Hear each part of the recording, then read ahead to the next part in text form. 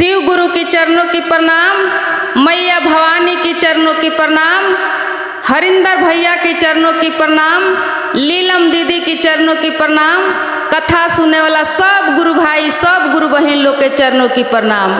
मेरा प्रणाम स्वीकार हो, हे महादेव जी मेरा प्रणाम स्वीकार हो। आए गुरु भाई गुरु बहन, आज के कथा के विषय बा मार्कंडेय ऋषि के। जौन मार्कंडेय ऋषि के आयु कम होके भी महादेव जी के दया आ कृपा से उनकर मृत्यु टल गई और कैसे अमर हो गईलन, यही के संबंध में ये कथा बा। आ ये कथा के बहुत ध्यान से आ मन से सुनल जाऊँ दीदी, काहे कि कथा यदि सुनल जाता तो हमनी के एगो बहुत बढ़िया ये कथा से सीख मिली, जौना सीख से हमनी के अपना बाल बच्चा के सुधार सकल जाई, कुछ ज्ञान दे सकल जाई। तो सबसे पहले एकरा के ध्यान से सुने के पड़ी, दिल से सुने के पड़ी। ताई एक कथा के सुनी ध्यान से। काशी नगरी के ही बात हो। काशी नगरी में प्राचीन समय के बात हो कि एगो ब्राह्मण रहत रहलन। ओ ब्राह्मण के कौनो संतान ना रहे दीदी, कौनो संतान ना रहे, बहुत दिन निकल चुका रहे। संतान ना भइला के कारण से पति पत्नी बहुत दुखित रहे लो, बहुत दुखित रहे लो कि हमनी के लागता कि संतान के सुख नइखे लिखल। अब एक दिन ब्राह्मण देवता सोचलन कि हमनी के शिव जी के तपस्या कइल जाओ, हो सकता कहीं हमनी के तपस्या से शिव जी के दया होई तो हो सकता कि हमनी के संतान के सुख मिल सकता। यह सोच के देखें गुरु भाई गुरु बहन, शिव जी पर विश्वास करके उ ब्राह्मण देवता शिव के तपस्या करे लागल लो। दोनों पति पत्नी मिलके शिव के तपस्या कैलक लो। इतना ना अटूट तपस्या कैलक लो, साधना कैलक लो कि महादेव जी के बेबस होके प्रकट होके के पड़ल। जब महादेव जी प्रकट भइनी तो कहनी कि हे ब्राह्मण देवता, हम तहरा भक्ति से प्रसन्न भइनी, तू मांगो का मांगो तारो, कौनो वरदान हमरा से मांगो। ब्राह्मण देवता कहले कि हे प्रभु सब कुछ पूरा बा, कुछ कमी नहीं खे।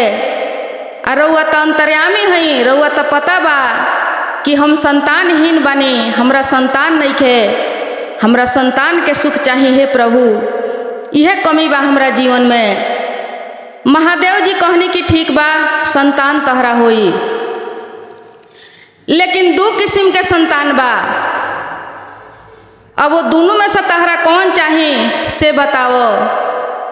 महादेव जी कहनी कि देखो एगो कुपुत्र बा आ एगो सुपुत्र बा। कुपुत्र जौन बा ओकर लंबा आयु होई, लेकिन वो दुष्ट नालायक होई। आ सुपुत्र जौन बा ओकर आयु कम होई, लेकिन वो ज्ञानी आ बुद्धिमानी होई। महादेव जी कह के सुनौनी। तो देखें दीदी, ब्राह्मण देवता कहले कि दुष्ट नालायक वंश से अच्छा बा बिना संताने के रहल ठीक बा, तो ओसे हमरा सुपुत्र चाहिए, भले कमे दिन साथ रही लेकिन बुद्धिमानी या ज्ञानी वंश के हमरा जरूरी बा। अब यह कह के ब्राह्मण देवता कहनी कि हमारा सुपुत्र चाहिए। अब देखें गुरु भाई गुरु बहन, कुछ दिन के बाद ब्राह्मण देवता के एगो पुत्र के जन्म भइल, बहुत सुंदर पुत्र के जन्म भइल, लेकिन उनकर आयु महादेव जी बता देले रहनी कि 5 बरस के रही। अब लड़का धीरे धीरे बढ़े लगलन, बहुत गुणवान, बच्चे से गुणवान बुद्धिमान रहलन, बहुत सुंदर रहलन। अब करते करते 4 बरस निकल गई। जब 4 बरस निकल गई तब ब्राह्मण देवता के चिंता होखे लागल, उनका पत्नी के चिंता होखे लागल कि अब साल भर के साथ बा हमनी के बच्चा से, साल भर के बाद संगत टूट जाई, लड़का जहाँ के बड़न वहाँ आपस चल जइहन।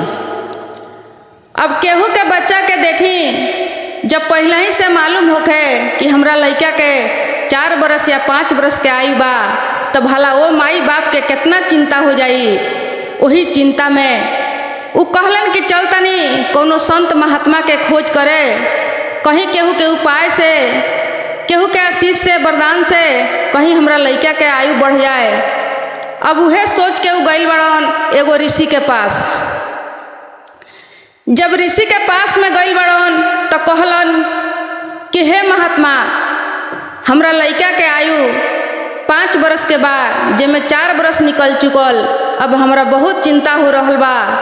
कौनो उपाय होखे, कौनो पूजा पाठ होखे तब बताई जौना से हमरा लइका के मृत्यु टल जाए, आयु बढ़ जाए।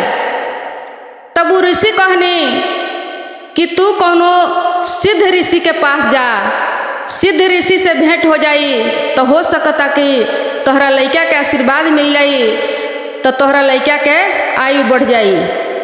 अब कहले ब्राह्मण देवता कि सिद्ध ऋषि कहाँ भेटई हन, आई हमरा कैसे पता लागी के सिद्ध ऋषि बा। तो उ ऋषि बतौलन कि तू चल जा गंगा के घाट पर एगो झोपड़ी बना के रह, आ जे भी लौकी केहू साधु संत लौकी तू संत समझ के, सिद्ध ऋषि समझ के ही उनका के प्रणाम करी ह, अपना लइका से प्रणाम करई ह। हो सकता केहू के आशीर्वाद लग जाए, केहू सिद्ध संत भेटा जाए। अब यह कह के सोच के ब्राह्मण देवता गइले गंगा के घाट पर एगो झोपड़ी बना के शिव जी के भक्ति करे के शुरू कैलन। आ अपना लइका के सिखा दहलन कि केहू लौके, साधु संत लौके या केहू माई बहिन लौके, कोई भी लौके, कोनो इंसान लौके, तू सबके चरण छू के प्रणाम करी ह, दंडवत करी ह। अब देखें गुरु भाई गुरु बहन, अब वैसा ही करते करते उ लइका के जब केहू लौके तो वैसा ही चरण पकड़ के दोनों हाथ से दोनों पाँव पकड़ के उ गोड़ लागस, दंडवत करस। अब करते करते 6 महीना बीत गईल, अब एकदम नजदीक आवे लगल, कुछ दिन अब बाकी रह गई रहे उनका मृत्यु के। तब तक वहाँ सप्त ऋषि आके पहुँच गईनी। जब सप्त ऋषि आके वहाँ पहुँच गईनी तो लइका जाके दोनों पैर पकड़ के जब प्रणाम करता, गोड़ लगता, तो सप्त ऋषि के मुंह से निकलता कि चिरंजीवी भव, चिरंजीवी भव, चिरंजीवी भव।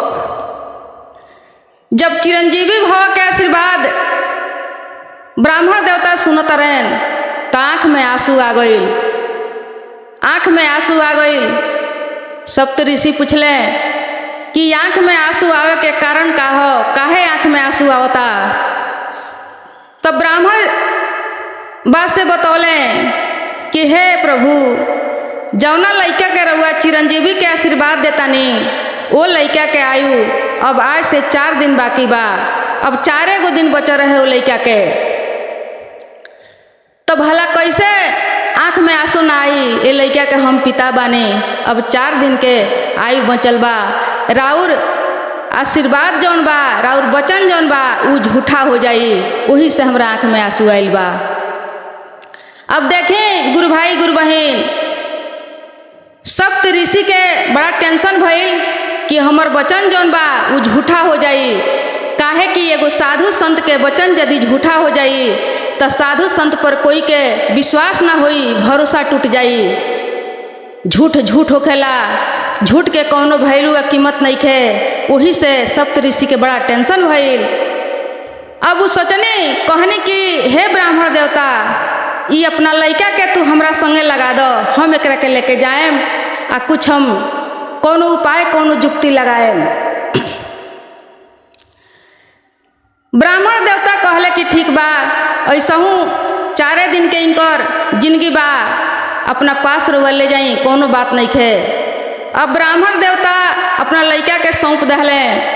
सप्त ऋषि वहाँ से लेके गइल बानी, ब्रह्मलोक में पहुँचल बानी। आ ब्रह्मा जी के जाके प्रणाम करतानी और वो लइका के भी सिखा देहनी। लइका जब ब्राह्मण के लइका जब ब्रह्मा जी के प्रणाम करता तब ब्रह्मा जी भी उहे आशीर्वाद देतानी, चिरंजीवी भव, चिरंजीवी भव। अब नारद जी बानी तो वहाँ हंसतानी ठठा के। तब ब्रह्मा जी पूछतानी कि काहे हंसी आवता, हंसे के कारण का बा। तो नारद जी कहनी कि हम अब बच गईनी। जैसे हम फंस रहनी हाँ वैसे ही रउआ भी फंस गईनी।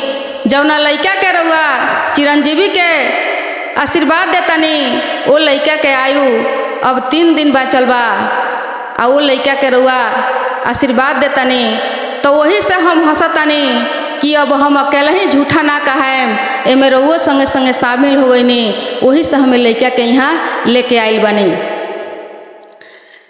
ब्रह्मा जी कहनी, ब्रह्मा जी के भी बहुत चिंता भइल कि तो बड़ा देखतानी अनर्थ हो जाई, अगर जे हमनी के आशीर्वाद गलत हो जाई, झूठा निकल जाई तो बड़ा अनर्थ हो जाई। अब यह समझ के ब्रह्मा जी कहनी कि वो लइका के लेके शिव जी के पास पहुँचतानी। जब शिव जी के पास पहुँचतानी तब 1 दिन शेष बाकी रह गई रहे वो लइका के। ब्रह्मा जी जाके प्रणाम कैनी, नारद जी प्रणाम कैनी आ उ लइका के तो आदते रहे वैसे ही दोनों गोड़ पकड़ के उ लइका जब प्रणाम कैलक तो महादेव जी भी उहे आशीर्वाद देहनी, चिरंजीवी भव चिरंजीवी भव। तो ब्रह्मा जी कहनी कि अब बहुत बढ़िया भल कि हमहू बच गईनी, काहे कि ये बच्चन से एगो हम अकेला ही झूठा ना कहें। महादेव जी कहनी कि का बात बा। ब्रह्मा जी बतौनी कि लइका के अब 1 दिन शेष बाकी रह गइल बा आ हमनी के आशीर्वाद दे चुकल बानी सन, हमनी के वचन झूठा होखे वाला बा, वही से ई रउओ से वचन दिवा देनी है सन कि ये झूठ में रउओ शामिल हो जाए। अब महादेव जी जब देखा तनी तो उ तो लइका हमरे वरदान हो, हमरे देहल हो, देख के बड़ा चकित हो गईनी। चकित होके अब सोचनी कि हमनी के वचन झूठा हो जाई। तो उनकर जन मृत्यु रहे, जमराज जमदूत जब आई लो तो जे भला महादेव के शरण में चल जाई दीदी, महादेव के जे पास बा ओकरा के कोनो मृत्यु आ कोनो काल का कर सकता। महादेव जी अपना दया से कृपा से उनकर मृत्यु टाल देनी, टाल के उनका के अमर होके के वरदान देनी। आ वरदान देनी तो उनकर नाम पड़ल मार्कंडेय ऋषि। मार्कंडेय ऋषि संत के नाम से प्रसिद्ध भइलन आ वो अमर हो गइलन धरती पर। तो देखी दीदी एक कथा में सीखे वाला आ एकरा के समझे वाला एगो बहुत बढ़िया बात बा कि उ लइका के मृत्यु टलल कैसे, ओकर आयु बढ़ल कैसे। वो लइका में जौन गुण रहे, गोड़ छू के गोड़ लागे के, तो वह गुण ओकरा के जाके ओकरा के मृत्यु से बचौलो। काहे कि आशीर्वाद मिलल। जब वो गुण ना रही तो एक से एक महात्मा लोग से, ऋषि लोग से भेंट ना होई आ ओकरा आशीर्वाद ना मिली। एक कथा से यह सीख मिलता कि वो लइका के जौन गुण रहे, आदत रहे, वही से ओकर मृत्यु टलल। लेकिन देखी दीदी भाई बहन, आजकल के लइका के कैसन स्वभाव बा, आजकल के लइका के कैसे गोड़ लगवावल जाता। कहल जाता कि good morning, good afternoon, good night. आज के लइका ऐसे प्रणाम करता। पहले के लइका जब गोड़ लागे केहू के तो हमनी के पुरखा पुरनिया लोग आशीर्वाद देवे, कहे कि जुग जुग जी है ए हमर बाबू, अखे अमर हो जाइ हो, हमरो उमरिया तोहरा लाग जाए। ऐसे कह के आशीर्वाद देवे। आ उ आशीर्वाद में इतना दम रहे कि एक आना दू आना कह के सबकर आशीर्वाद वो लइका के ऊपर मिल जाए, लाग जाए। लेकिन आज के शिक्षा देखी, आज के संस्कार देखी कि लइका के कैसे सिखावल जाता good morning, good afternoon, good night. तो जब रउआ केहू के गुड मॉर्निंग कहतानी तो उन्हें से भी आपस आवता गुड मॉर्निंग। कहे के मतलब कि आशीर्वाद नइखे मिलत, राउर गुड मॉर्निंग रउआ आपस मिल गईल, गुड मॉर्निंग के बदला गुड मॉर्निंग। तो देखें गुरु भाई गुरु बहन, अपना बच्चा के पढ़ाई लिखाई, देश में पढ़ाई, विदेश में पढ़ाई, अंग्रेजी पढ़ाई, मैथ पढ़ाई। पढ़ाई के जमाना बा, पढ़ा के एकदम बड़ आदमी बनाई। लेकिन संगे संगे एगो संस्कार के जौन विषय बा इहो शिक्षा एगो दी। संस्कार के जरूरी बा। देखी गुरु भाई गुरु बहन, केतनो केहू पढ़ ली, केतनो केहू जज बन जाए, कलेक्टर बन जाए, लेकिन संस्कार ना होई तो पढ़ाई के कौनो वैल्यू नहीं खे, कौनो महत्व नहीं खे। काहे कि बहुत लोग पढ़ लिख के बड़ जब बन जाता तो अपना माई बाप के भी भुला जाता। कहीं कहीं सुने में आवेला कि आवेला समय में अपना माई के केहू पूछेला ई के हो तो कहेला लोग कि नौकरानी है। बाबूजी के केहू पूछेला ई के हुवन तो कहेला लोग कि हमरा घर के जाना हुवन, नौकर हुवन। तो बताई ई पढ़ाई के कौन भैलू बा, ई डिग्री के कौन भैलू बा? ये संस्कार के बिना सब अधूरा बा। पढ़ाई लेकिन संस्कार दी, अपना बच्चा के शिक्षा दी, ज्ञान दी। संस्कार के बिना पढ़ाई के कोनो मोल नहीं खे दीदी। तो ऐसे सबसे पहले रउआ ज्ञानी बनी, कथा सुनी, प्रसंग सुनी, शिव चर्चा सुनी। रउआ जब ज्ञान हो जाई तो वह ज्ञान रउआ अपना बच्चा के दे सकतानी, अपना बच्चा के सुधार कर सकतानी। तो शिव चर्चा सुनी, कहीं भी कथा होता, कहीं भी सत्संग होता तो रउआ सुनी, ज्ञान ली। जब अपना ज्ञान होई तब तो अपना बच्चा के ज्ञान दियाई। तो बहुत जरूरी बा हमनी के कथा शिव चर्चा सुनल आ शिव के गुरु बनाई। शिव के गुरु जब बनाए आ शिव चर्चा जब सुने तो खुद ज्ञान होखे लगी। तो आज के कथा अब इतने समाप्त होता। हर हर महादेव।